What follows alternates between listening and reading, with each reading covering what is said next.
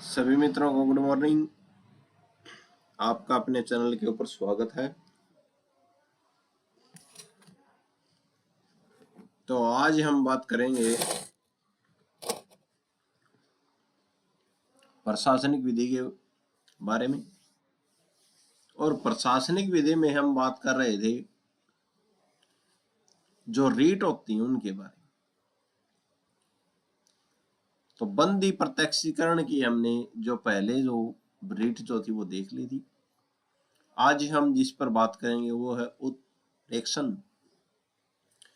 उत्प्रेक्षण क्या होता है और ये हमें क्या अधिकार देता है, उसके बारे में आज हम बात करेंगे। तो आइए शुरू करते हैं उत्प्रेक्षण की रीट। इसका मतलब क्या है? ठीक है, उत्प्रेक्षण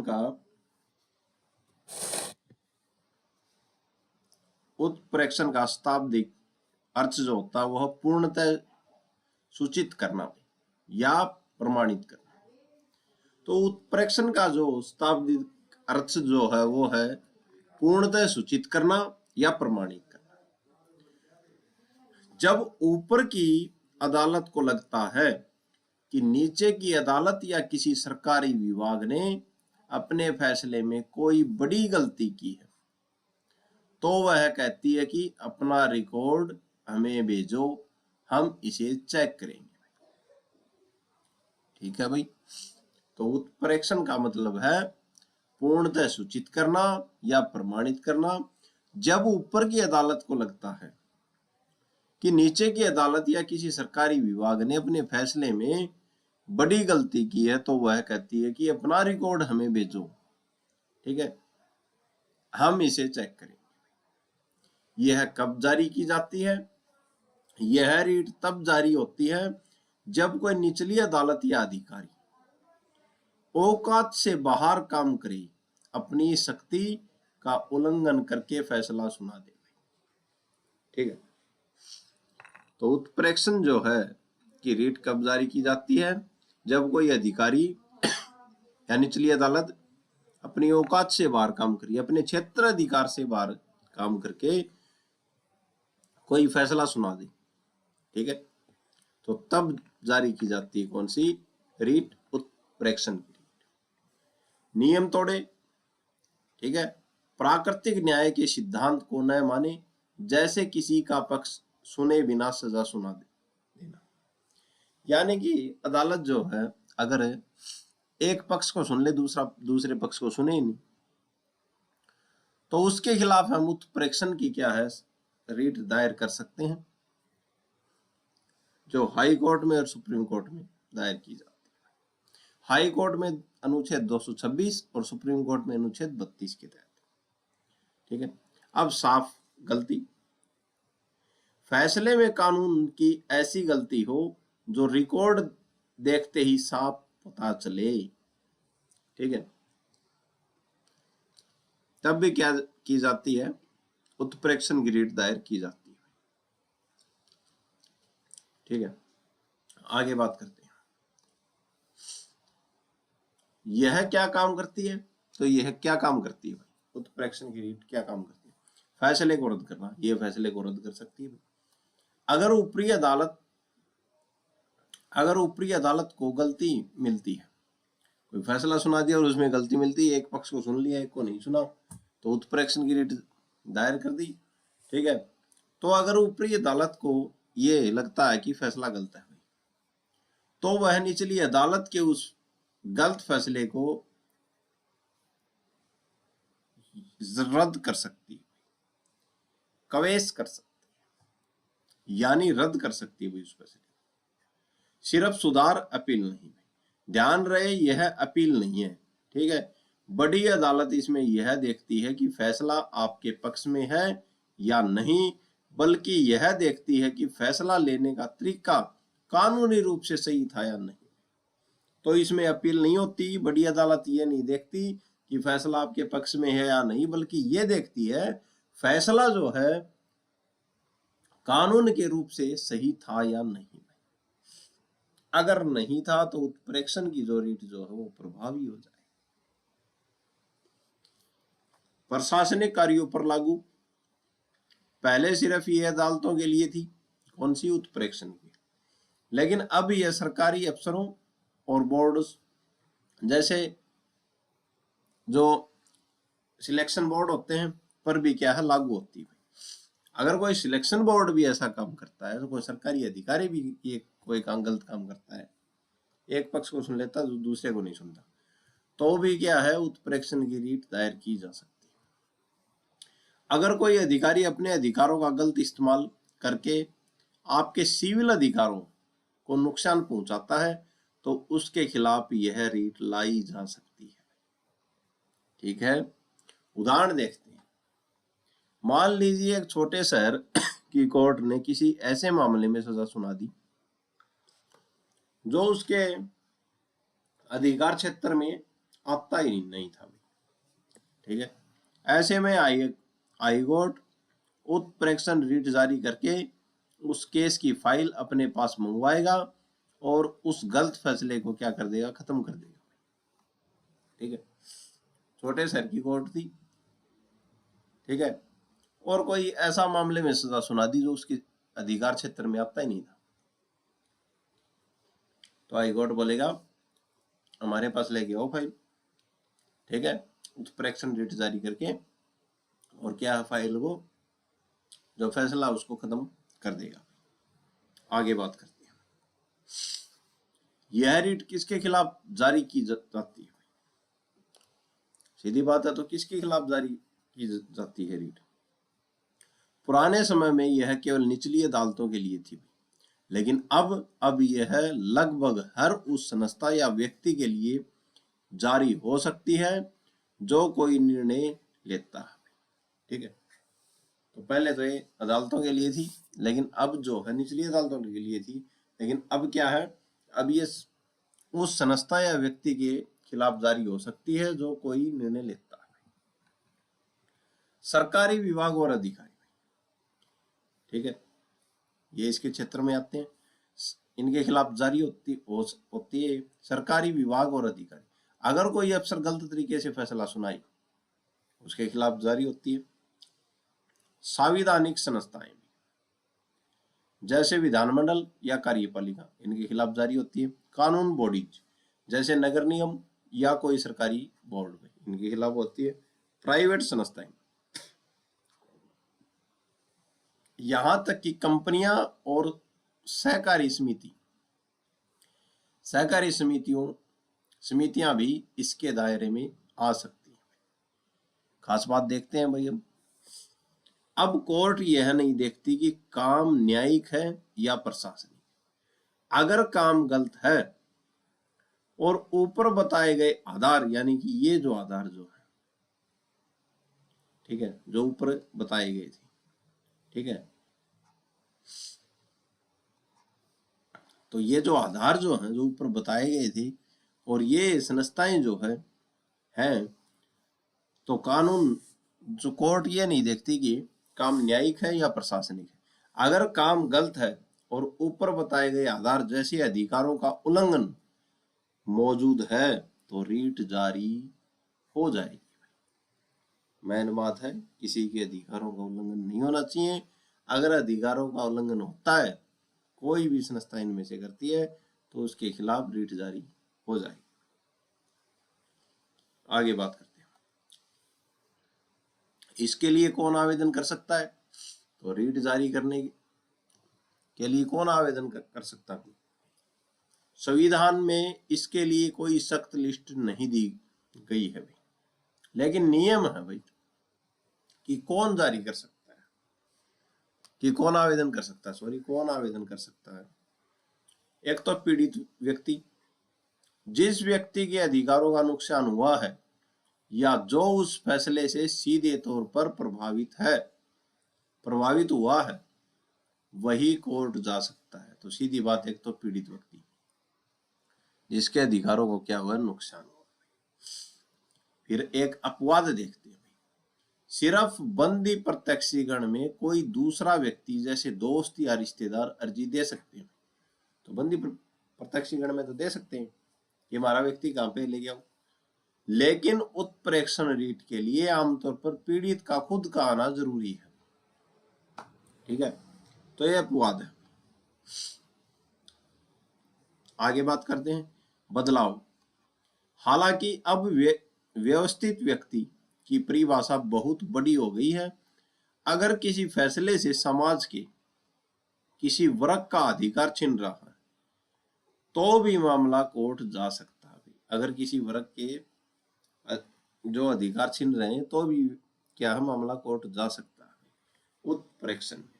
आगे बात करते हैं आधिकारिकता की गलती। आधिकारिकता की गलती क्या है? इसका मतलब यह है कि जिस अफसर या अदालत ने फैसला सुनाया उसके पास वह फैसला सुनाने का कानूनी हक नहीं था भाई। ठीक है, इसे 3 हिस्सों में बांटा गया है। तो उस अधिकारी के पास कानूनी हक ही नहीं था, ठीक है, फिर भी उसने वो फैसला सुना दिया। ठीक है, तो इसको 3 हिस्सों में बांटा गया है। आधिकारिकता का अभाव भाई, यानी अफसर के पास उस मामले को छूने की भी ताकत नहीं थी। ठीक है, फिर भी उसने फैसला सुना। उदाहरण देखते हैं, रफीक खां बनाम यूपी राज्य। पंचायत अदालत ने किसी को सजा सुनाई भाई, लेकिन उसके पास वो क्या नहीं था। पंचायत अदालत ने क्या सुना दी? सजा सुना दी। कानून के मुताबिक मजिस्ट्रेट या तो पूरी सजा रद्द कर सकता था या उसे मान सकता था, लेकिन मजिस्ट्रेट ने क्या किया? उसने सजा को बदला। ठीक है, सजा को बदल दिया। एक अपराध में सजा रहने दी और दूसरे में हटा दी। कोर्ट ने कहा कि मजिस्ट्रेट के पास सजा बदलने की पावर, आधिकारिकता नहीं थी नहीं, इसलिए उसका फैसला क्या कर दिया? रद्द कर दिया। तो मजिस्ट्रेट के पास सजा बदलने की पावर ही नहीं थी, इसलिए क्या किया? फैसला रद्द कर दिया। आगे बात करते हैं भाई, ये तो था आधिकारिकता का अभाव। अब बात करते हैं आधिकारिकता का अधिक्य। ठीक है, जब कोई अधिकारी अपनी लिमिट से बाहर जाकर काम करे, जैसे 5,000 रुपए तक जुर्माना लगाने की पावर हो और वहां 10,000 लगा दी। ठीक है, तो यह है आधिकारिकता का अधिक्य। आगे बात करते हैं आधिकारिकता का दुरुपयोग। पावर तो है, लेकिन उसका इस्तेमाल गलत नीयत से या गलत तरीके से किया गया हो तो भी उत्प्रेक्षण की रीट दायर हो सकती है। आगे बात करते हैं नैरसिंग न्याय का उल्लंघन, नेचुरल जस्टिस का उल्लंघन। ठीक है, अगर फैसला सुनाते समय बुनियादी इंसाफ के नियमों को ताक पर रख दिया गया हो, जैसे जिसके खिलाफ फैसला सुनाया उसे अपनी बात रखने का मौका नहीं दिया गया हो। ठीक है, अब फैसला सुना रहे हैं और जिसके खिलाफ फैसला सुनाया जा रहा है उसे अपनी बात रखने का मौका ही नहीं दिया है। ठीक है, तो ये तो गलत बात है। फैसला सुनाने वाला जज खुद उस मामले में पार्टी था, यानी उसका अपना फायदा जुड़ा हुआ था। दूसरा पॉइंट ये है। ठीक है, एक तो फैसला जो है वो सुनाने वाला जज उस क्या था? पार्टी था, तो यानी उसका खुद का फायदा था। जिसके खिलाफ फैसला सुनाया उसे अपनी बात रखने का मौका ही नहीं दिया, ये भी गलत है। इसमें भी क्या है? ये रीट दायर हो सकती है। फिर बात नंबर 3, कपट। अगर कोई फैसला झूठ बोलकर, सबूत छिपाकर या धोखाधड़ी से हासिल किया गया हो तो उसे इस रीट के जरिए रद्द कराया जा सकता है। ठीक है, तो अगर कोई फैसला झूठ बोलकर, सबूत छिपाकर या धोखेबाजी से हासिल किया गया हो तो इसे तो उसे इस रीट के जरिए क्या कराया जा सकता है, रद्द कराया जा सकता है। या फैसला सुना दिया और बाद में पता चले ये बात तो ऐसे थी, तो इस रीट के जरिए क्या कराया जा सकता है, फैसला रद्द कराया जा सकता है। रिकॉर्ड देखते ही पता चलने वाली कानूनी गलती, इसका मतलब है कि फैसला पढ़ने पर ही साफ दिख रहा हो कि कानून की भारी गलती हुई है। ठीक है भाई, इसके लिए गहराई में जाकर सबूत ढूंढने की जरूरत न पड़े, बल्कि गलती कागज पर साफ साफ चमक रही हो। तो रिकॉर्ड देखते ही पता चल जाएगी गलती है, कानूनी गलती होगी। ठीक है, सब ज्यादा सबूत ढूंढने की जरूरत नहीं है, कागज पढ़ते ही ऐसा पता चले, साफ साफ चमके कि ये गलती है, ये फैसला गलत सुनाएगा। ठीक है, तो इसके प्रति भी, इसके खिलाफ भी क्या होती है, उत्प्रेक्षण की रीट लगा सकते हैं। आधिकारिकता का आधिक्य, फिर से बात आ गई। इसका सरल मतलब है पावर तो है लेकिन अपनी लक्ष्मण रेखा पार कर देना। पावर तो है लेकिन अपनी लक्ष्मण रेखा पार कर देना, यानी किसी अधिकारी के पास काम करने का अधिकार तो है लेकिन वह उस अधिकार की सीमा से बाहर निकल जाता है। उदाहरण देखते हैं, जेके चौधरी बनाम दत्त गुप्ता केस। एक कॉलेज के प्रिंसिपल को हटा दिया गया। ठीक है, मामला यूनिवर्सिटी के पास पहुंचा। ठीक है, यूनिवर्सिटी ने आदेश दिया कि प्रिंसिपल को वापस नौकरी पर रखो। अब पेच क्या था, यूनिवर्सिटी के कानून में लिखा था कि यूनिवर्सिटी सिर्फ टीचर्स, अध्यापकों के मामले में दखल दे सकती है। ठीक है, ये लिखा था। अब कोर्ट का फैसला क्या है, कोर्ट का फैसला, कोर्ट ने कहा यूनिवर्सिटी के पास टीचर्स के लिए तो पावर है, टीचर्स की बात हुई थी, दखल दे सकती है, लेकिन प्रिंसिपल के पद के लिए उसके पास ऐसी कोई पावर नहीं है, यानी यूनिवर्सिटी ने अपनी कानूनी सीमा पार कर दी।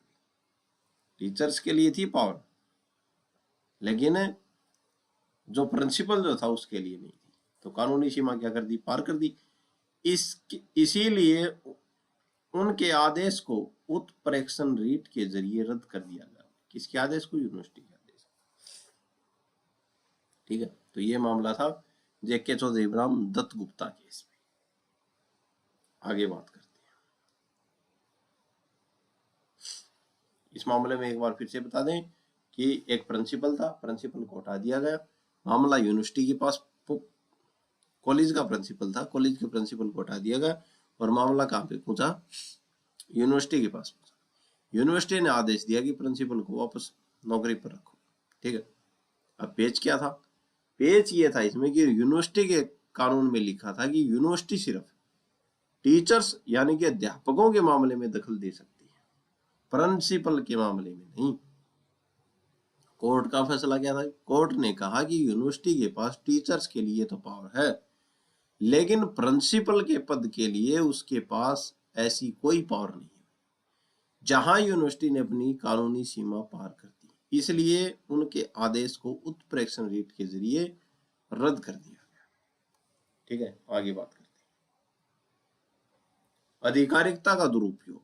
अब कोई अधिकारी वो दुरुपयोग करता है भाई पावर का, इसका सरल मतलब है पावर का गलत इस्तेमाल करना या गलत इरादे से काम करना। ठीक है, एक तो गलत काम करना, पावर का गलत इस्तेमाल करना, और एक गलत इरादे से जानबूझकर काम करना। यहां अधिकारी के पास पावर भी है और वह अपनी सीमा के अंदर भी है, लेकिन उसने उस पावर का इस्तेमाल गलत नीयत या बिना दिमाग लगाए किया। यह तब होता है जब गलत मकसद हो, किसी अधिकारी का गलत मकसद हो, जानबूझकर किया हो, किसी को जानबूझकर परेशान करने के लिए पावर का क्या करना, इस्तेमाल करना। अप्रासंगिक बातें भाई, अप्रासंगिक बातें जो हैं, फैसला लेते समय उन बातों पर ध्यान देना जिनका केस से कोई लेना देना नहीं है। मनमानापन, बिना किसी ठोस सबूत या तर्क के बस अपनी मर्जी चलाना, तो ये है भाई गलत नीयत और बिना दिमाग लगाए काम करना। तो इसके खिलाफ भी क्या है, उत्प्रेक्षण की रीट दायर की जा सकती है। नैरसिंह न्याय, इसका मतलब है कुदरती इंसाफ भाई, यानी कानून की किताबों से भी ऊपर जो बुनियादी ईमानदारी होती है। ठीक है, इसके दो मुख्य नियम हैं जिन्हें तोड़ते ही हाईकोर्ट या सुप्रीम कोर्ट उत्प्रेक्षण रीट जारी कर देता है। ठीक है, सुनवाई का अधिकार, तो सुनवाई का अधिकार सबको, ये कुदरती इंसाफ है भाई। ठीक है, इसका सीधा सा मतलब है किसी को भी बिना सुने मुजरिम मत ठहराओ, पहले सुनो उसको। ठीक है, अगर वो सही है तो वो सही है, अगर वो गलत है तो उस पर गौर करके फैसला करो। इसे समझने के लिए 3 बातें जरूरी है। नोटिस देना, अगर सरकार या कोर्ट आपके खिलाफ कोई एक्शन ले रही है तो पहले आपको साफ साफ बताना होगा कि मामला क्या है।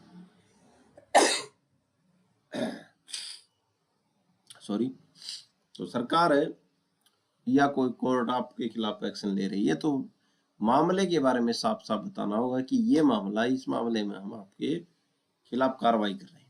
ऐसा नहीं कि नोटिस में कुछ और लिखा हो और सजा किसी और बात की दे दी जाए। ठीक है भाई, आगे बात करते हैं। पक्ष रखने का मौका भाई, आपको अपनी सफाई देने का पूरा और जायज मौका मिलना चाहिए। ठीक है, प्राकृतिक क्या है इसके, जस्टिस है भाई, प्राकृतिक न्याय है भाई। फिर अब पीठ पीछे कोई खेल नहीं भाई। जैसा कि आपने डांकेश्वरी कॉटन मिल वाले केस में पढ़ा, इनकम टैक्स विभाग ने चुपके से कुछ सबूत जुटाए और मालिक को बताए बिना ही उन पर टैक्स ठोक दिया। कोर्ट ने कहा यह गलत है।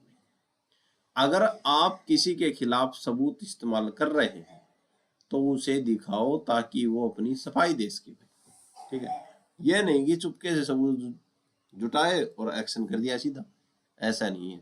पहले उसको दिखाओ कि ये सबूत मिले आपके खिलाफ, क्या बोल रहे हो इसमें, ताकि वो अपना क्या रखे, सफाई दे सके, अपना पक्ष रख सके। आगे बात करते हैं। दूसरा था, ये था कौन सा, सुनवाई का अधिकार। अब बात करते हैं हित के अधिकार की। हित व अभिन्नति।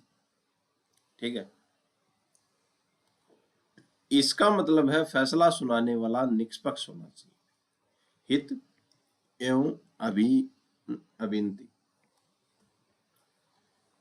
अगर जज, तो इसका मतलब क्या, फैसला सुनाने वाला निष्पक्ष होना चाहिए।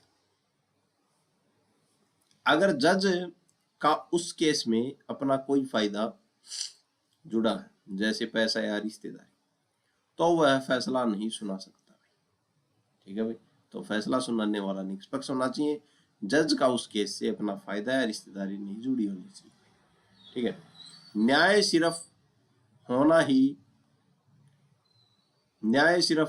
ही नहीं चाहिए बल्कि होता हुआ दिखना भी चाहिए। ये नहीं कि न्याय होना ही नहीं चाहिए, ठीक है, बल्कि न्याय होता दिखना भी चाहिए कि हाँ ये सही किया भाई कोर्ट ने। खास बात क्या है, एक केस था ये, तो इस केस में ये क्रेपक का केस था। क्रेपक केस का बड़ा बदलाव था।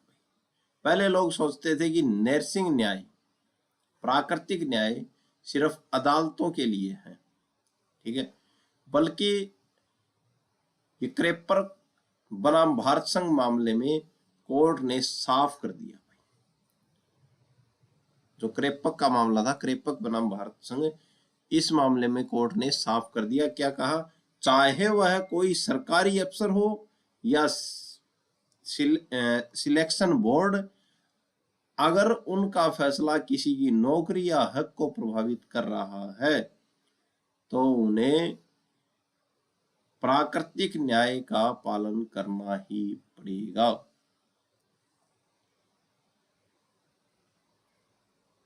ठीक है, भले ही वो कोई जज हो पर उन्हें फेयर होना पड़ेगा। ठीक है, तो क्रेपक बनाम भारत संघ के मामले में कोर्ट ने साफ कर दिया था, चाहे कोई सरकारी अफसर हो या सिलेक्शन बोर्ड हो, अगर उनका फैसला किसी भी नौकरी या हक को प्रभावित कर रहा है तो उन्हें प्राकृतिक न्याय का पालन ही करना पड़ेगा, भले ही वो कोई जज हो, भले ही कोई वो जज न हो, पर उन्हें फेयर होना पड़ेगा। ठीक है, तो प्राकृतिक न्याय का क्या करना पड़ेगा, पालन करना पड़ेगा। आगे बात करते हैं, ये इस केस में, क्रेपेक के केस में कोर्ट ने ये बात कही थी। आगे बात करते हैं, पंजाब राज्य बनाम KR एरी पेंशन का मामला था। इसमें क्या हुआ था भाई, इसमें एक इंजीनियर रिटायर हुआ। ठीक है भाई, एक इंजीनियर रिटायर हो गया, लेकिन सरकार ने उसकी पेंशन कम कर दी। कारण यह दिया कि उसकी पुरानी गोपनीय रिपोर्ट यानी कि सीक्रेट रिपोर्ट खराब थी। ठीक है भाई, अब गलती इंजीनियर को बताया ही नहीं गया कि उसकी पेंशन क्यों काटी जा रही है, न ही उसे सफाई देने का मौका मिला। अब कोर्ट का फैसला क्या है, एक इंजीनियर था, ठीक है, उसकी पेंशन जो थी वो क्या कर दी, कम कर दी। ठीक है, सरकार ने कारण क्या दिया, कारण यह दिया कि उसकी पुरानी गोपनीय रिपोर्ट, सीक्रेट रिपोर्ट खराब थी।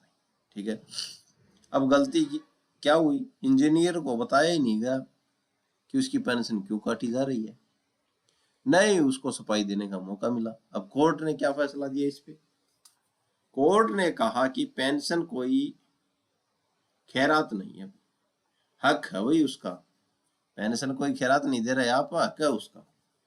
बिना सुनवाई के पेंशन काटना प्राकृतिक न्याय के खिलाफ है भाई, इसीलिए सरकार का आदेश रद्द किया जाता है।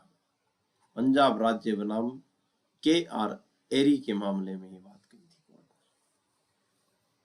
आगे एक मामला और देखते हैं, सिरसी नगर पालिका बनाम सिक्के टेलिस अस्पताल का मामला था।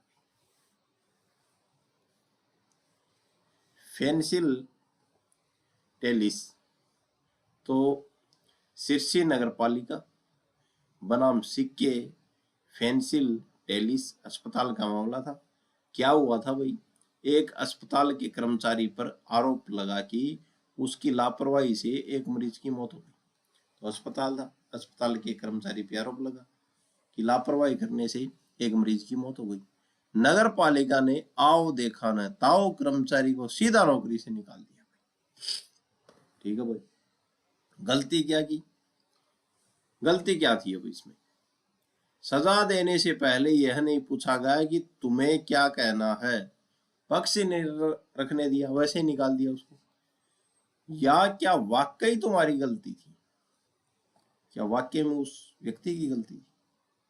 कोर्ट का क्या फैसला था, कोर्ट ने कहा कि किसी को नौकरी से निकालना बहुत बड़ा फैसला है, बिना पक्ष सुने आप किसी को बेरोजगार नहीं कर सकते।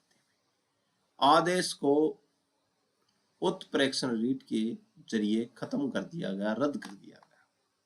ठीक है, तो ऐसे ऐसे मामले बहुत हैं जो ये रीट बहुत प्रभावी होती है और मामलों को ही रद्द करा देती है। आगे बात करते हैं,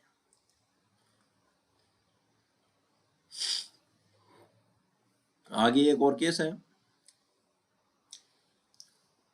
आंध्र प्रदेश राज्य बनाम N चंद्रशेखर लिंगम IAS चयन का मामला था। आंध्र प्रदेश राज्य बनाम N चंद्रशेखर लिंगम का मामला था। क्या हुआ था भाई इसमें, एक छात्र का IAS में सिलेक्शन हो गया, IAS में सिलेक्शन हो गया, बाद में शक हुआ कि उसका जाति प्रमाण पत्र गलत है। ठीक है,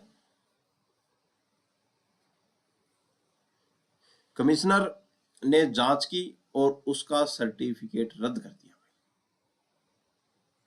ठीक है, तो कमिश्नर जो थे उन्होंने जांच की और उसका सर्टिफिकेट क्या कर दिया, रद्द कर दिया। ठीक है, तो जाति प्रमाण पत्र गलत, शक हुआ कि गलत है, कमिश्नर ने जांच की और उसका सर्टिफिकेट क्या कर दिया, रद्द कर दिया। अब बात आती गलती क्या की। जांच के दौरान छात्र को कोई जानकारी नहीं दी गई, या पर जांच हो रही है, जो गवाह उसके खिलाफ बोल रहे थे उनसे सवाल पूछने का मौका भी छात्र को नहीं मिला। ठीक है भाई, यानी सब कुछ छात्र की पीठ पीछे हुआ था। ठीक है, हो गया, ये गलती कर दी। अब कोर्ट क्या करेगा, कोर्ट ने कहा कि यह दूषित तरीका है।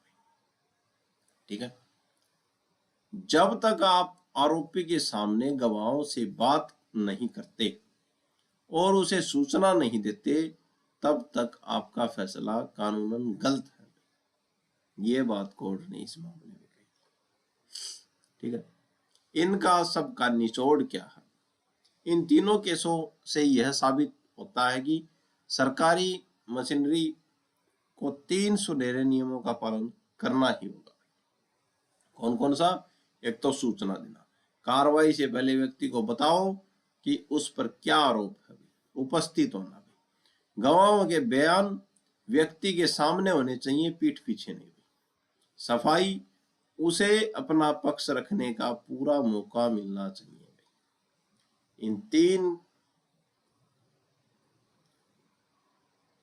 सुनहरे नियमों का पालन करना होगा सरकारी मशीनरी को। सीधी बात है, आगे बात करते हैं।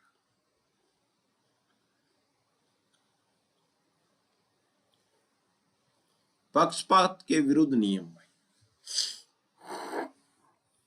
पक्षपात के विरुद्ध नियम के बारे में है भाई, इसका सीधा सा मतलब है कि जो व्यक्ति फैसला सुना रहा है वह बिल्कुल निष्पक्ष होना चाहिए। उदाहरण, 2 बुनियादी नियम है। ठीक है, कोई भी अपने मामले में जज नहीं। इसका मतलब यह है कि अगर मामला मुझसे जुड़ा है या मेरा उसमें कोई फायदा या नुकसान है तो मैं उस केस का फैसला नहीं कर सकता भाई। ठीक है, सीधी बात है भाई, अगर मुझसे जुड़ा मामला है, मेरे को फायदा है, तो मैं उस केस का फैसला नहीं कर सकता। न्याय दिखना भी चाहिए, सिर्फ सही फैसला देना काफी नहीं है, बल्कि बाहर से देखने वाले को भी यह लगना चाहिए कि फैसला बिना किसी पक्षपात के लिया गया है। अगर जज का किसी पार्टी से कोई कनेक्शन निकलता है तो लोग न्याय पर भरोसा नहीं करेंगे। तो ये दिखना चाहिए बाहर से कि फैसला हुआ है। अगर जज का दोनों पार्टियों में से किसी से भी कनेक्शन निकलता है तो लोग न्याय पर भरोसा नहीं करेंगे। आगे बात करते हैं, मानकलाल बनाम प्रेमचंद केस। इस केस में कोर्ट ने पक्षपात को बहुत अच्छे से समझाया। क्या हुआ था भाई, अब मानकलाल बनाम प्रेमचंद केस में एक वकील मानकलाल पर कुछ गलत काम करने का आरोप लगा भाई। ठीक है, वकील था मानकलाल, इस पर गलत काम करने का क्या लगा, आरोप लगा। उसकी जांच के लिए कमेटी अधिकरण बनी भाई। ठीक है भाई, अधिकरण बन गई, कमेटी बन गई जांच के लिए। गड़बड़ कहाँ हुई है, उस कमेटी का जो अध्यक्ष था, यानी कि वो कमेटी बनाई, उसका जो अध्यक्ष जो था जांच करने के लिए, वह पहले कभी उस वकील के विरोधी पक्ष का वकील था, वकील रह चुका था। ठीक है, यानी कि जो कमेटी बनाई थी जांच के लिए वकील साहब के ऊपर, तो वह पहले कभी, तो उस कमेटी का जो अध्यक्ष जो था, तो वह पहले कभी उस वकील के विरोधी पक्ष का, जो वकील जो था मानकलाल, इसका विरोधी पक्ष था प्रेमचंद, तो इसका क्या रहा हुआ था, वकील रह चुका था। यानी जिस पार्टी ने मानकलाल पर केस किया था, अध्यक्ष साहब पहले उनके वकील थे। ठीक भाई, गड़बड़ तो यहां हो गई। कोर्ट का फैसला क्या था, सुप्रीम कोर्ट ने कहा कि भले ही अध्यक्ष साहब अब निष्पक्ष होने की कोशिश करें, लेकिन चूंकि वह पहले दूसरी पार्टी के साथ काम कर चुके हैं, इसलिए उनकी निष्पक्षता पर शक होना लाजमी है। बहुत अच्छी बात कही थी न्यायालय ने इस पे, ठीक है, कि वह लाजमी है, भले ही अब निष्पक्ष हो, लेकिन पहले वकील रह चुके हैं उनके, तो शक करना लाजमी है। निष्कर्ष देखते हैं, कोर्ट ने उस जांच को गलत माना और कहा कि न्याय करने वाले का पिछला रिकॉर्ड भी ऐसा नहीं होना चाहिए भाई जिससे पक्षपात की बू आए। भाई जबरदस्त फैसला दिया। आगे बात करते हैं हम कपट। इसका सीधा मतलब है भाई धोखाधड़ी। सरल शब्दों में बात करें, अगर किसी व्यक्ति ने झूठ बोलकर जाली कागज दिखाकर या अदालत को गुमराह करके कोई फैसला अपने पक्ष में करवा लिया, तो वह फैसला कपट माना जाएगा।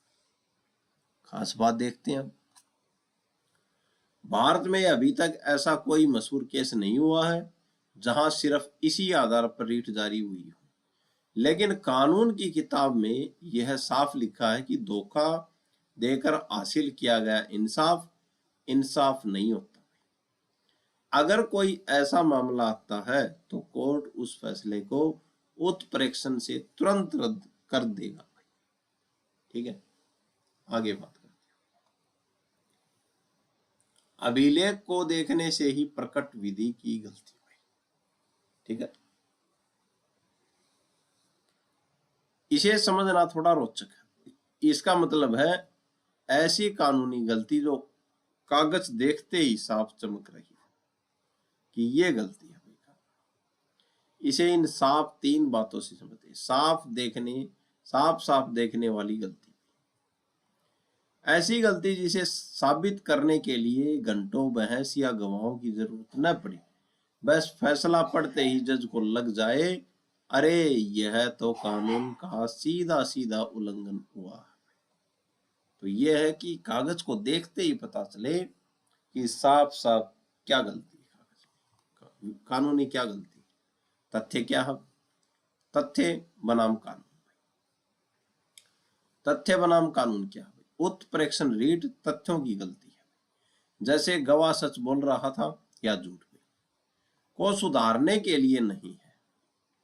ठीक है, यह सिर्फ कानून की गलती, जैसे गलत धारा लगा देना या गलत कानून लागू करना, को सुधारने के लिए है। तो उत्प्रेक्षण की रीट तथ्यों की गलती को सुधारने के लिए नहीं है, यह कानून की गलती को सुधारने के लिए है। ठीक है, कानून की गलती क्या है? गलत धारा लगा देना, गलत कानून लागू करना। और तथ्यों की झूठी है, तथ्यों की गलती क्या होती है? गवाही देना, सच बोल रहा है, झूठ बोल रहा है।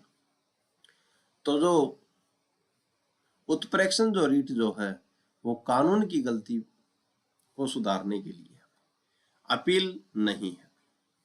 ऊपरी कोर्ट यहां सुपरवाइजर की तरह काम करता है। ठीक है, अपील कोर्ट की तरह नहीं।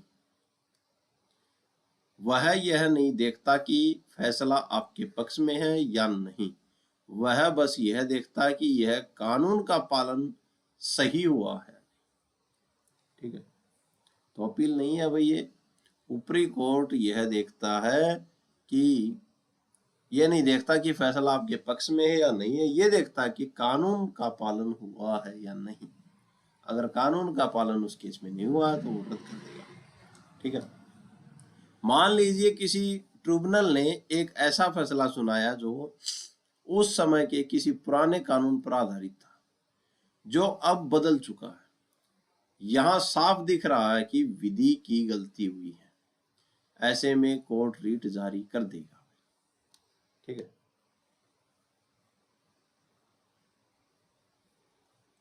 फैसला रहा था चल, ठीक है, ऐसा फैसला सुनाया है जो उस समय के किसी पुराने कानून पर आधारित था, जो अब बदल चुका है। यहां साफ दिख रहा है कि विधि की गलती हुई है, ऐसे में कोर्ट रीट जारी कर देगा। आगे बात करते